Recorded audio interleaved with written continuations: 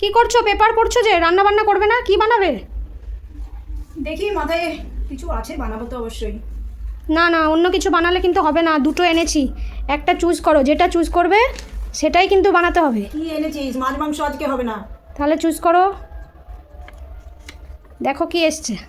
ও, চিংড়ি শাক ডাল। তাহলে চলুন আজকে চিংড়ি শাক ডাল বানানো হোক, আপনাদের দেখাই। চিংড়ি শাক দিয়ে ডাল। আগে এগুলোকে বেছে চিংড়ি শাকগুলোকে ধুয়ে কেটে নিয়েছি। চিংড়ি শাক ডালের জন্য 1 বাটি ধোয়া ডাল নিলাম। সবজির মধ্যে লাগছে একটা আলু, পেঁয়াজ আর 2টো কাঁচা লঙ্কা। মশলার মধ্যে লাগবে নুন, হলুদ, 5 ফোড়ন। আলু ছাড়িয়ে কেটে নিচ্ছি প্রথমে।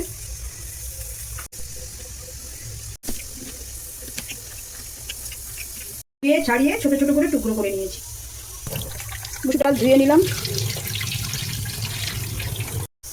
ডাল আলু শাক সেদ্ধ করার জন্য 1 গ্লাস জল দিলাম ছোটো কুকারটায়। এরপরে ডাল দিলাম, ধুয়ে রাখা ডাল দিলাম। এবার আলু কুচিগুলো ডালের মধ্যে দিলাম।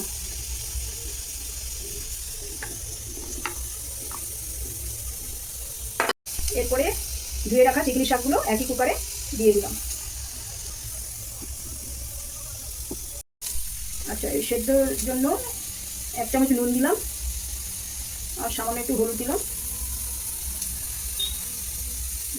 এরপরে ঢাকনা বন্ধ করে দিলাম কুকারে। কুকারটা গ্যাসের উপরে চাপালাম। মিনিট 10 পরে ওটাকে নামিয়ে নেব। চিংড়ি শাকে ফোড়ন দেওয়ার জন্য, চিংড়ি শাক ডাল যে বানাবো তাতে ফোড়ন দেওয়ার জন্য পেঁয়াজ একটা কাটছি আর এই লঙ্কা 2টো চিড়ে নিচ্ছি।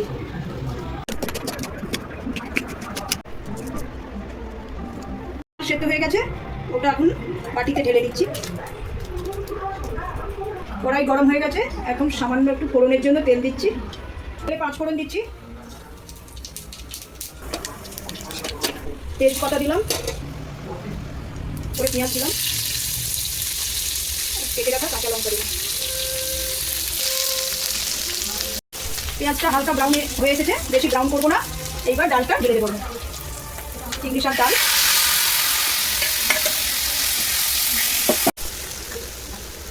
সবজিটা গরম গরম ঢেলেছি, অতএব সেখানে একটু আমি গরম জল দেবো। গ্যাসটাও সাশ্রয় হবে। একটু পাতলা করে নিচ্ছি, ডাল তো একটু পাতলা করে নিচ্ছি। 2-3 মিনিট ফুটবে ডালটা, তারপরে নামিয়ে নেবো। এখন একটু ঢাকা দিয়ে দিচ্ছি।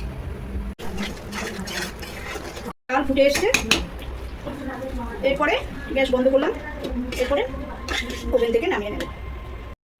ডাল হয়ে গেছে, এখন চিংড়ি শাকটা আমি একটা পাত্রে ঢালছি। এই চিংড়ি শাক একটু তিতকুটে স্বাদ হবে, কিন্তু শরীরের পক্ষে খুবই ভালো। গরমের দিনে এটা খেলে খুব ভালো, অ্যান্টিপক্স বলে বড়রা।